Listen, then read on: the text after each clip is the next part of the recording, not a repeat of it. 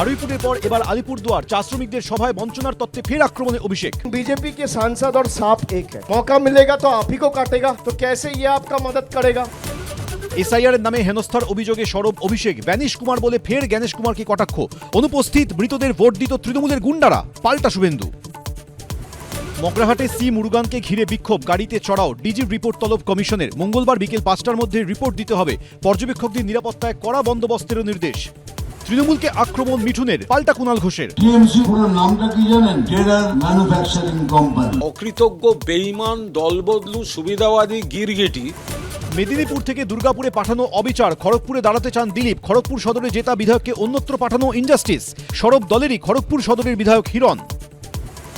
ED, কেন্দ্রীয় বাহিনীর পর পুলিশ, তৃণমূল কর্মীকে ধরতে গিয়ে সন্দেশখালীতে ফের আক্রান্ত উর্দি। পুলিশের গাড়ি ভাঙচুর, 6 পুলিশকর্মী আহত। পলাতক মূল অভিযুক্ত মুসা মোল্লা গ্রেফতার নয়। অগস্টের পর জানুয়ারি 5 মাসের মধ্যে বুলা চৌধুরীর বাড়িতে ফের চুরি, কিছু মেডেল সহ মূল্যবান সামগ্রী লোপাট। দাবি প্রাক্তন সাঁতারুর। পুলিশের পাহারা সত্ত্বেও কিভাবে চুরি, উঠছে প্রশ্ন।